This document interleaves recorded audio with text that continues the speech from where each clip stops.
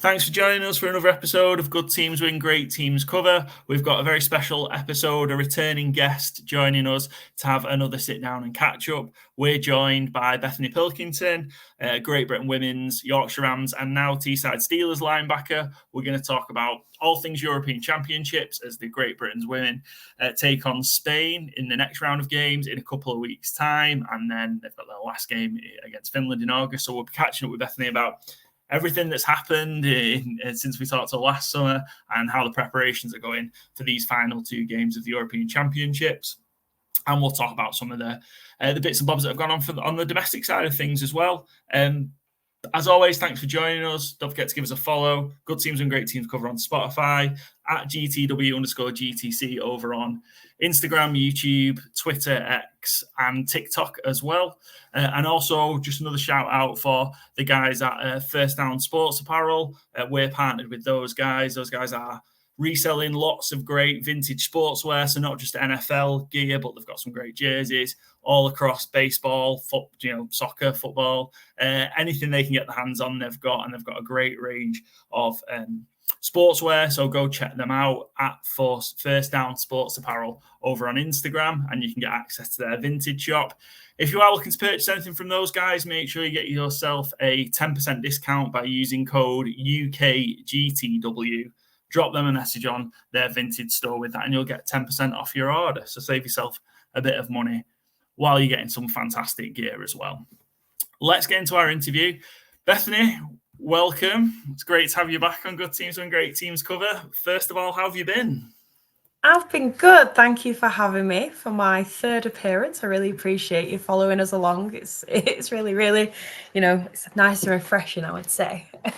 Yeah, it's cool. I think it's certainly something we've been real interested in to kind of keep in touch and see how things have been going and progressing. And it's been a great story kind of since it's been like 12 months since we sat down with you for the first time.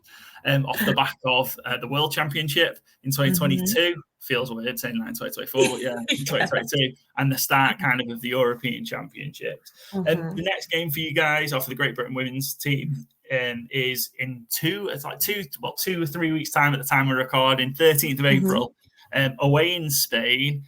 How have things been with the Great Britain women's team, and kind of how are preparations going for that vital game against Spain in a couple of weeks' time? Yeah, it's been great. So we had a bit of I want to say rest and recover after Germany. So we had a little bit of downtime because we was in our domestic season. So then we kind of ramped it back up, and we kind of go through not a trial period again, but we do open trials, so more people can come down. They kind of got some tape, XYZ, jump through some hoops, and then we get some of the best players that get to come down and try out. So we've had quite a few rookies come through, and some real standout ones as well. And with new blood that comes in the team, the dynamic changes. And we've also had, on the flip side, some people retire, and some big names that have actually retired from international level. So that's kind of changed how we are as a team and how we kind of work together. We've been working hard preparing. I think a lot of us are ready to go, and especially we had a camp this weekend, so I think I'm personally still feeling a little bit tired after that. It's great, mentally and physically it's hard, but yeah, it's been amazing. We've been training away from September-ish time, kind of like monthly camps, and then the prep in between, so all your stuff in the gym, your classrooms, and your playbook knowledge. So we have been busy getting prepared for this game.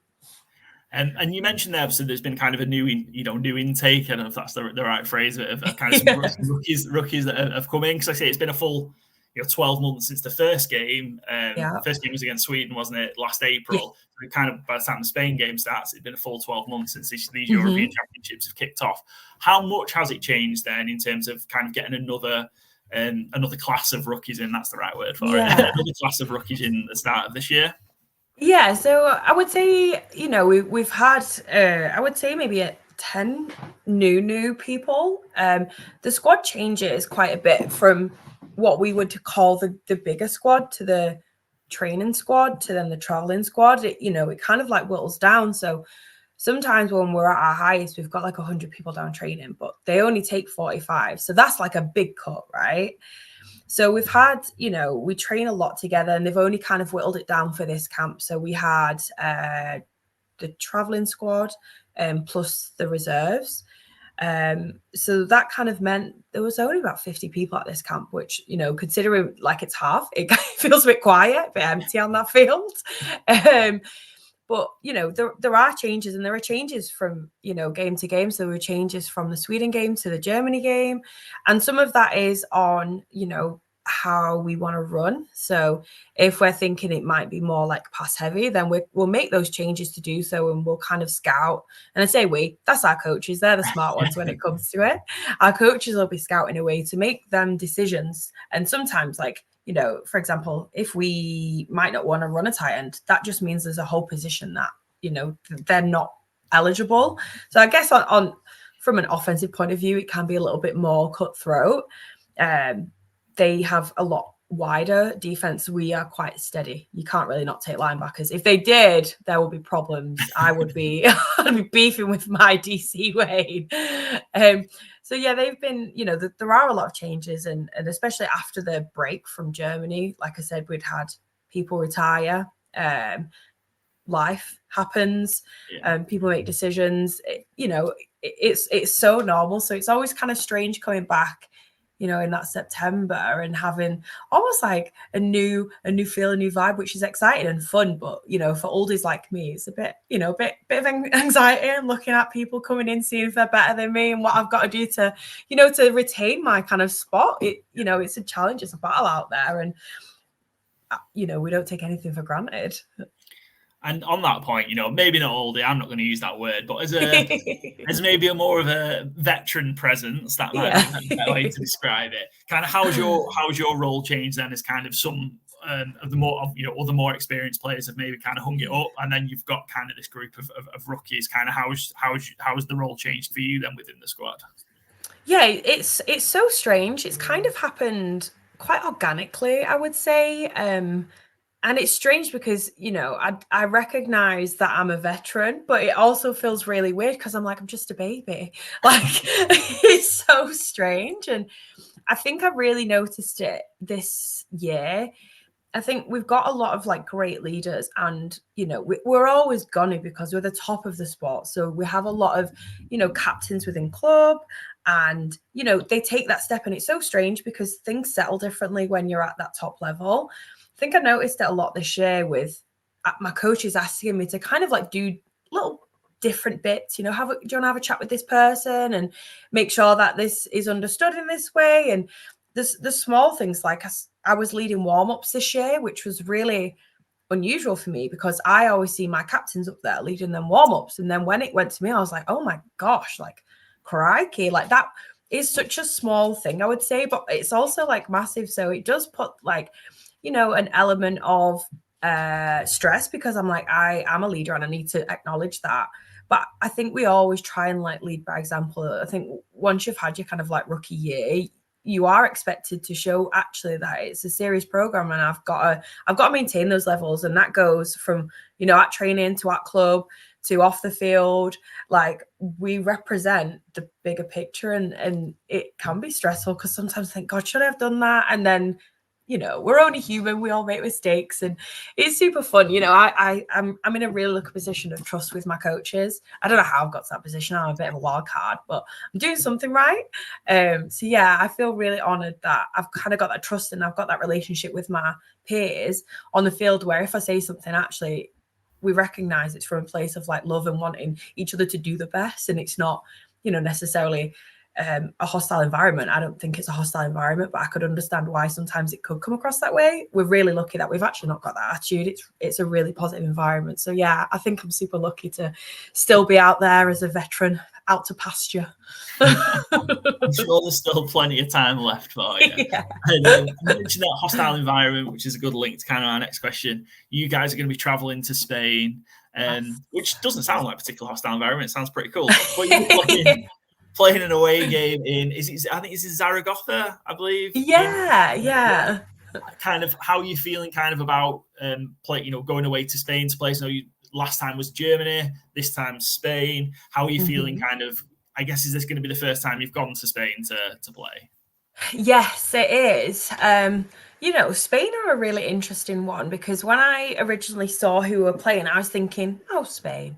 Like, not in a disrespectful way, but I think I thought our hardest game would have been Finland. And then when we was in Germany, Spain played Finland, and we thought Finland are gonna, you know, give them a real beating. Finland are really, really well drilled, excellent team. And like, for example, they come third in the World Championships. They beat Canada in like that third, fourth game, and that was like a big upset. And yeah, Spain won, and we were watching the game. We was all in Germany. We was in the hotel. We'd set up some screens. We were watching it, and we was like, it was. They really come out and they brought it. They have a great style of football, so they're little and fast. So, you know, they've got the speed where I think Finland, they are larger, like they have a massive O-line, a massive D-line. They're real strong power backs, and they're really like technically well drilled. Like their O-line almost move as one. It's so unusual to watch, and that's how well drilled they are. But when I guess you come against a bit more of like a Raji team almost with that like speed and power and like aggression, I think they just couldn't quite match that. So yeah, Spain won, and that was a surprise. So I think for the Euros, there was the two surprises. We sadly lost to Germany 1 point, and Spain won 1 point, I think, to Finland. So there was like two, like that weekend was just like chaos for football. Anyone who's putting bets on it must have been losing out on money. So yeah, I think we kind of underestimated initially Spain. We saw that and we was like, okay, so we're gonna have to think about this. So we've been watching film, we've been preparing for that, we've been making sure that our players are ready for that style of football. They have a couple of real standout players, and they're ballers, and you know they deserve all the best credit, and we've got to be aware of those players. You know, as I'm sure they're scouting our players, they're probably looking at people like Sydney Green, Siobhan Walker, and they're probably like starring those people like this is a threat to us, you know, and they are.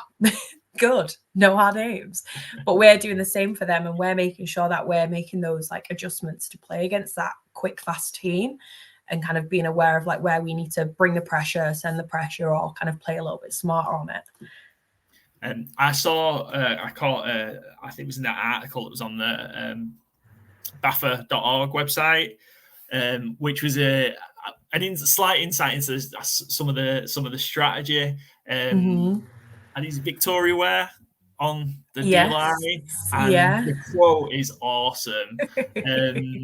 Yeah, about creating shark-infested waters in the backfield for Spain. How has it been kind of game planning then for maybe a skill set that you don't see as often? Yeah, it's, you know, it's been unusual, and we always say we play our football, like we know where our skills are, and we know like what our players can do. Like our D-line, you'll see stuff about sharks. They love it. They call themselves the Sharks, and like, you know, pop off queens. There was a point, I think, during one of the streams on the Sweden where someone was like, please just stop talking about sharks. But you know, they have that, and that's like their motivation, that's their energy. And the fact that Vic, we call Big Boy, the fact that Big Boy was like, I'm gonna take this into 2024. I was like, I love that. So, you know, they are they're a fast and strong D-line. We have a couple of like players, so I'm going to use Corey as an example. They are so tall. They are so powerful. They are so fast. I don't know how they can be all three of these things, but somehow this happened. And using people like that off the edge, and it's the same with Ibs. You know, we're going to bring a lot of that speed, and we need that speed because we know that if the receiver gets the ball, problem, like we've got great coverage, but there's only a certain amount of time where you can hold that coverage out. So we need that speed off the edge. We need that, you know, stress through the middle to kind of like rattle that QB so that it gives them less time. So, you know, we are making those adjustments, and, you know, there's a couple of really key players on their defense that we're like strategizing around and making sure that the players that are going to be kind of coming up and dealing with them a little bit more are ready. Our coaches have done a lot of work for it. I think, sometimes coaching can go a little bit unappreciated. And I hope that our coaches don't feel that way, because, they're putting together a lot of work to understand, their key traits, when they do what, why they do what, so that we can understand and we can plan and strategize against it. So our coaches are really doing an awful lot of work, and we're really lucky because we go to camp and we get told this information. We don't have to find it like we might do at domestic. So I think we're really lucky to have such an intelligent set of coaches that kind of back us and tell us what to do. And in the course of the championship, is a massive game. You mentioned earlier on kind of the surprise back in that Spain has been, beating Finland. They've also beat Germany as well in they're 2 for 2. It's massive for the women's hopes of winning that championship, but it's wide open because of these upsets and because of kind of Spain beating Finland as well. The next game you guys finish off against Finland in August. I know it's hard to look past a game you've got coming up, but I'm sure there's some preparation already happening. Finland is it that going to be down at Sixfields at Worcester as? It should be at Six Ways. 6 Ways, Sixfields. Yeah, 6 Ways, same thing. 6 Ways in Worcester. The Finland team, like one you're more familiar with, again, kind of. How's the preparation going? Have you started to have a look at that game yet, knowing potentially how big it's going to be, and that it could come all down to that game in August? So as players, we're full steam ahead on the Spain game. I know that our coaches in the back will be doing that. They'll be getting stuff ready, because as soon as that Spain game, we have to win the Spain game. There's no kind of ifs, ands, or buts. We've got to win it. If we want to win the Euros, we have to win that Spain game. So then they're not going to let us deviate from that. They don't let us deviate, at training. They don't let us deviate away from that. Like, we have a bit of fun, but we all know what the goal is, and we've got to do it like one hurdle at a time. So I know full well that they'll be looking at the Finland footage. They have it, I'm sure. They're looking at it, and as they should, we're very much Spain. Like, we've got to beat this one. And then as soon as that game's happened, it'll be debrief, and then it'll be, right, we're back onto Finland, and all those changes that will need to happen to adjust to that team, that's when it'll happen. So it's so strange, because you put so much work into this one team. So we did it the same with Sweden. So it was all Sweden. That's all we're talking about last year. As soon as that game happened, we had debrief on Sunday. We went through some film, and then after that, it was like, right, Germany. It's so strange, like that. Like mindset flip, because they are all different teams. They're ahead of us, the coaches, in that way. As players, they're like, think nothing but Spain. And I guess that's part of just trying to set you guys up for success as much as possible, right? For sure. Just focus on what you can control, deal with we've got 2 challenges we've got to deal with with that one first. Yeah. Like playing away, and we talked a little bit about it last time before you were going to Germany, but going to Spain, kind of what's that week look like, and kind of when are you guys going out? And because the game's on the Saturday the 13th, so kind of when do you guys go out, and how much time are you going to get to kind of acclimatize to Spain? Yeah. It's very different from the north of England right now. Yeah, just a little bit.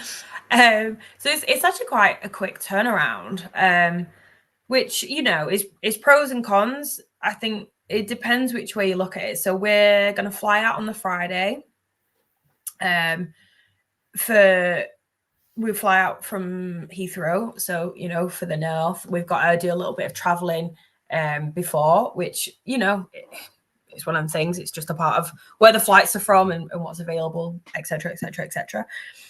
So we'll get there, and Friday will be a bit of a down day. So, kind of adjusting to that travel. Like, travel is hard. I think sometimes you don't think about how tiring it can be.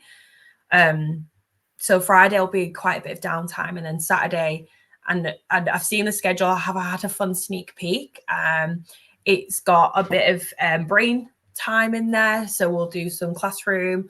We'll have classroom on Friday, but it'll be quite relaxed. It'll be individual classroom, and like speaking to, your positional coach, and just like kind of like letting things settle in, because when you travel in, and when you've got that time to kind of like actually zone in, like the most obscure questions come up, and they really want us to ask them, like, I'll be like, if the wind is 14 miles an hour and a southeasterly breeze and, you know, player 23 looks at me, what do I do? So like, you think about these really weird questions and they want to answer them because they want you to go out and feel confident with what you're doing. So you ask the dumbest question, they'll answer, which I think, again, we're really lucky to have. So Friday will be quite chill. Saturday is when it kind of ramps up. So we'll have a bit of a morning session.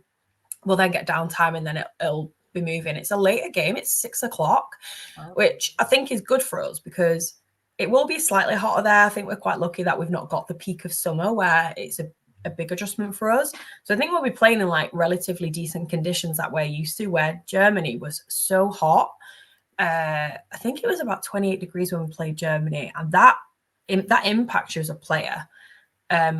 I love the warmth. I'm a summer girl. So I was like, it's going to be toasty. I was dying. Like, it's little things that you don't think about. Like, we did the run out and they called the starting defense. So then I had to run across the field and I was like, crikey. And as an elite athlete, you think that's easy. In my helmet, I was boiling. Then you had to stand in the sun whilst, you know, we did national anthems, and then we're in the sun. There wasn't any shade. So we're standing in the sun all the time and like, it's hot. It gets to you. And, you know, our team managed to go around with ice cloths just whipping us like on the neck so that we'll try and cool down. And I think we're quite lucky that it's a 6 p.m. But, you know, it's going to be strange. Like, mentally, we need to be prepared for training and playing that late. Because, again, like, your body is not used to that. So I'm trying to align my gym sessions now with a later session. I love to go at lunch. I love it. It's so quiet. But like, I'm going to the gym now, like I've been going after work, which is my least favorite thing to do. Yeah. But just to kind of like get your body used to it. So it's those little changes that might not seem big, but actually for your body, it's huge. So yeah, we're traveling Friday. We're hopefully going to smack Spain on Saturday. And then we're flying back on Sunday. So it's like a quick little number. Yeah. No time for sangria, sadly. Well, like I say, get the win, and then on the flight back, I'm sure there'll be. I imagine on the Monday when I'm home and I'm out of kit, I think if I had a drink in my kit, my team manager would. I'm scared of her. I could, like, on a one-on-one tackling drill, I got the win, but my goodness, will I ever annoy Becky Williams or ignore her? No, she'll beat me. Well, you guys, we're going to have the opportunity to watch. It's going to get streamed on the on YouTube. It's on the BAFA YouTube channel. So that'll be 6 p.m. 13th of April. So make sure you are watching and support the GB women's team and go get that all important win. And then, of course, when in the build up to the Finland game, obviously we'll post and share the ticket information, and we will make sure we get down there in August as well. We missed the first one against Sweden, but we will be there for the game against Finland. And fingers crossed, Finland will be hoping you guys beat Spain. Germany will be hoping you guys beat Spain. Everybody is, so it can all go down to kind of those last games, which of course will make it real exciting. So we'll make sure we're down in Worcester for that in August. A bit of, on the domestic front, a bit of a change for you as well. Bit of a change in team. So how are you settling into your new team, the Teesside Steelers? Yeah, I'm settling in really well. You know, the women's league isn't massive, so we all kind of know each other anyway. I've played against the Teesside Steelers a lot. I know their coaches from either kind of historic playing or, you know, when we used to do more like development stuff for 11. So the head coach, Ben Pardy, he's coached me in like the Diamond League that happened a few years ago. So I know that Ben is a great coach and he like kind of works with linebackers, and I kind of had to make a decision on what was best for me as a player. We've kind of, you know, I know my age at some point, I'm going to not be able to continue to play at the level that I am. So I really want to get as much experience and as much coaching as possible. So yeah, it's been a strange move. Chargers has been my home club for 9 years, or, you know, whenever I started, and I've kind of been every position there. I've been a player, I've been a coach, I've been a captain, and you know, it's a bit of an out of body experience. I never saw myself moving, and when I kind of made that decision, it was so difficult. And I'm lucky that, you know, the girls at Chargers, we're also best friends. There's no beef. I think everyone expects it to be beef. And then it's really weird when they see me out together with them. So I'm really lucky that it's a supportive environment from clubs, but from the women's league as a whole, it's a very supportive environment, and we just kind of want the best for the sport and the best for the players. So it's been strange, but I'm back playing with some of my best friends. I've got a few ex-players that have been at Leeds at Teesside, whether they've moved or kind of like done a similar move to me. So yeah, it's been unusual, bit of an adjustment, and I'm trying not to tread on toes because it's, strange settling into a new club, especially as like an experienced player, but they're so welcoming and so lovely. So I've been really enjoying it. Awesome, good stuff. And a couple of other bits I wanted to touch on as well, because there's been lots of change as well for yourself. Yeah.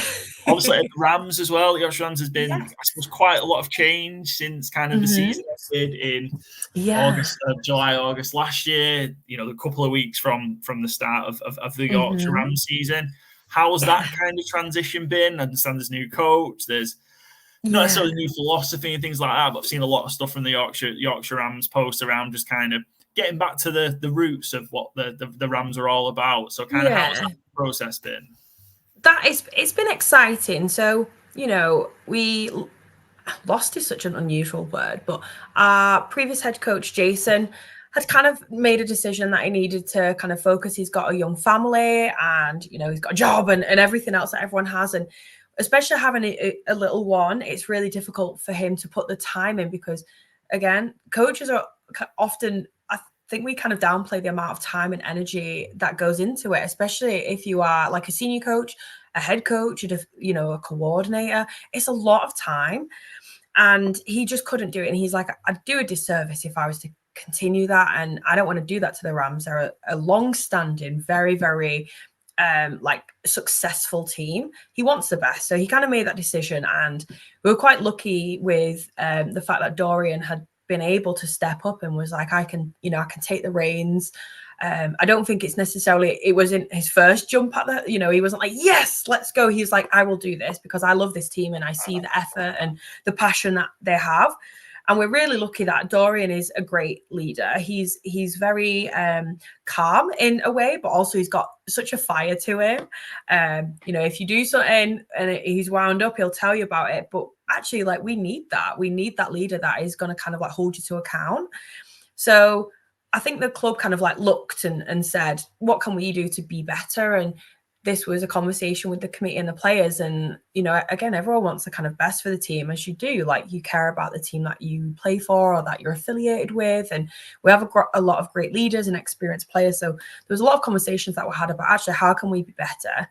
And that's kind of the stuff that you'll see online about the pillars. And kind of taking that into training is difficult because you can talk about this is what I want to achieve, but actually how you put that in place is really hard, and that can be a challenge. And I think, the Rams as a club have handled that really graciously, and they're working, as a club and as individuals to continue to better themselves. And I think I've got a lot of time for that. That takes a lot. You don't just turn up week in, week out, hope for the best. People are very conscious and very aware of actually what the club is trying to achieve. And we've got a difficult, I don't know if difficult's right, but we've got a great division that we're in. So we've got some really great competitors in there. It's going to make sure that we continue to actually try and be the best. But with that, we've also got a lot of great players. We've got a lot of experienced players, a lot of very smart players, and a lot of athletic players. We're really lucky to be able to retain those. And I will say in the senior league, there's a lot more movement than in the women. So for me, I always find that a little bit strange because it's not what I'm used to. But we've managed to retain a lot of those great players, and hopefully the team can continue to build. And if players have made decisions to leave, we kind of respect that. Again, you got to put yourself first, but hopefully we can get some more our way and continue to grow the club. So yeah, everyone's kind of all hands on deck. Training's been really fun. We've been able to do a couple of pre-season scrimmages. I personally couldn't make them. I've been coaching at CAF or I've had GB camp, XYZ. But the kind of feedback from the players has been really, really positive. And, I think they're really looking forward to the season. I definitely am. And, all I'm hearing is let's go, we're ready. And I'm like, okay, I think we're ready. I don't think it's too long before the Rams' first game. I think it's next week. I want to say, is it the 3rd of April? I think it is. I think it's a week on Sunday. I'm not too sure. I always rely on Dockers letting me know. Yeah. Okay, so quite close with Dockers. So let me know. But yes, obviously we'll try and make as many of the Rams games as possible. One thing I'm hoping we're going to get him on as well. And I would just like to ask. I've only just thought of asking you about this. So I've not prepped you for it. So apologies. We're hoping to sit down with Husnain Chowdhury at some point. Who's just moved to. Well, he was going to be going and moving. I don't think he's quite moved yet, but he's going to be moving to Germany to play. Yeah. Kind of how big a success story is that for the Rams, and kind of what impact does it have on everybody else in terms of seeing somebody being able to kind of go and achieve what Husnain's done? So I'm so proud of Huss. I have the pleasure of playing with him at Rams, but I've also got the pleasure of coaching him at CAF at Carnegie American Football. So he plays for Leeds Beckett, and to see a homegrown boy played for Bradford Bears kind of prior as well, to see that homegrown talent is incredible, because he keeps his head down. Like, I wouldn't say he's like the most vocal person, he's not the one that's going to be shouting and screaming, but he trains really hard and he does care about what he does.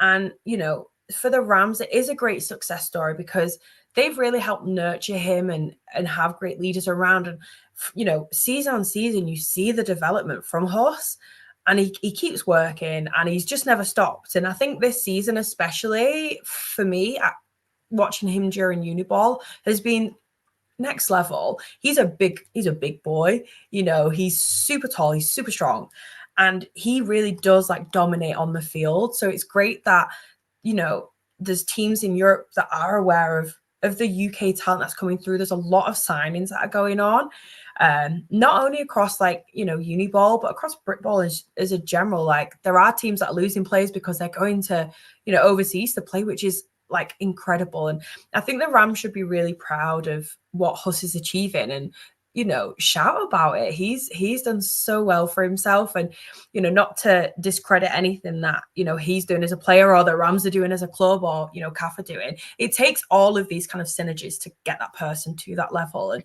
I think Huss is a great example of, actually, if you try and you put the work and you listen to the coaching points, it is going to pay off. So, Huss is going to be in for such a treat there, and he really deserves it. So I'm super proud of him. Yeah, it's a great story, and I'm also hopefully we're going to sit down with Huss at some point. Yeah. Once he's moved, I think, to Germany, we'll see. Yeah. So he might help us hook us up as well, possibly. I have to let Huss know what a great time it is sitting down and chatting with us. For sure. I'll be getting a message after this. He'll be like, awesome. Thank you, we appreciate it. And we'll finish up, and we've I suppose I've asked you this the last couple of times, but things have changed. Obviously, you if you don't know, Bethany's a huge Philadelphia Eagles fan as well. In the off-season again, we're about a month away from the draft. Everything was going so well last year. Everything was going amazingly. 10-1, and then the collapse happened. Kind of what are you expecting to see kind of from Philadelphia this time around? Well, like you said, it was going so well, and then I swear we had like a couple of bye weeks, and then it's so strange. Like, I still can't quite figure out what happened. As a club, obviously they lost a couple of key coaches, which is going to impact you, but it was so strange.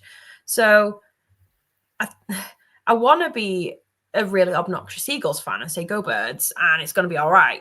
We've made some pretty key signings. It's a royal we. I've done nothing to help, obviously, but we've made some really key signings. We've managed to retain a lot of players. We've lost a couple with retirement, and I think people know that, especially losing a Kelsey's always going to be rough. Yeah.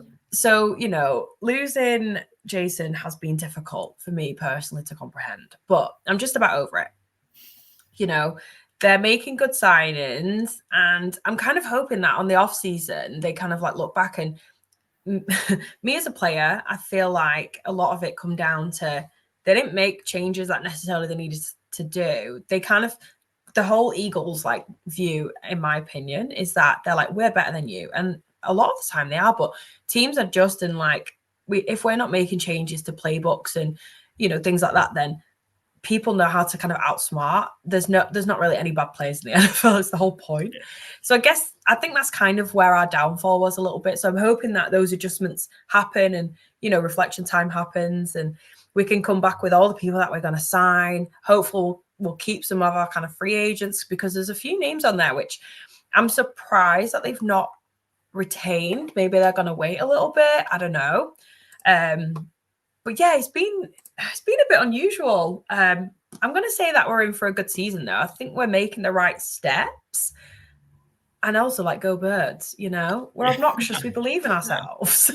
Yeah, I mean, there were maybe some cracks early in the season last year, but they still found a way to win. And then the cracks kind of ended up falling wide open. So we'll see. They tend to do really well in the off-season with free agents, and they have done. And no doubt they'll have another great draft. So I'm sure it'll be another good year for Philadelphia. And I suppose just a reminder then for everyone is, absolutely make sure you are watching the Great Britain women's team play their Spain game. Sorry, I've got Finland first. Away in Spain, 13th of April. It'll be available on the BAFA YouTube channel. So stream it and watch it. It's 6 p.m. kickoff. So make sure you're on there. You'll be in for a great game. Spain, a surprise team so far. So should be a good battle. And then if you can get yourself down in August to Worcester to go see the final game in the European Championships against Finland. Go support Bethany. Go support the rest of Great Britain's women's team. You'll have a great time. It'll be a great game. Bethany, thanks for joining us. One thing just wanted to ask as well, and I know it's something that not just yourself, but the rest of the leads in the team are always kind of trying to look out for. Any help in terms of kind of any sponsorship to come your way? Where can we get hold of you, and kind of what stuff is it that you guys are looking for? Yeah, so we are always looking for sponsors, whether it's player sponsors, whether it's a team sponsor. If it's a player sponsor, you can find us on Instagram. So if you want to sponsor me, you can find me on Instagram. My handle is @BethyPilks.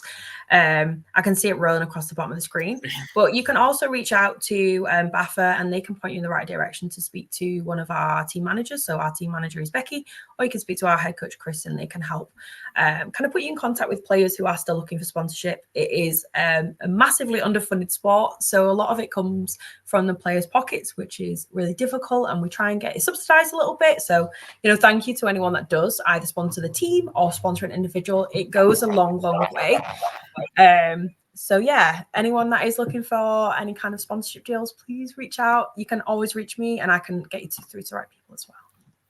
Cool. Awesome. Thanks again. Thanks again for joining us, Bethany. It's a pleasure to sit down and chat with you as always. And yes, support the GB women's team over these next few months. They will really appreciate it. And fingers crossed, all falls right. And we'll be speaking next time to Bethany, European champion. Fingers crossed. Awesome. Thanks for joining us on Good Teams and Great Teams Cover. We appreciate you watching along. As always, go follow us on Spotify and all the socials at GTW_GTC. And we will be back next week with our People's Draft episode, which has been a labour of love to put together. We're halfway through it. We've nearly finished it, but we've got representatives from all 30 teams that have got a pick in the first round of the NFL draft. And we'll be taking on their picks and analysing how our mock first round has gone. So we're very much looking forward to that. Until next time, we'll see you soon.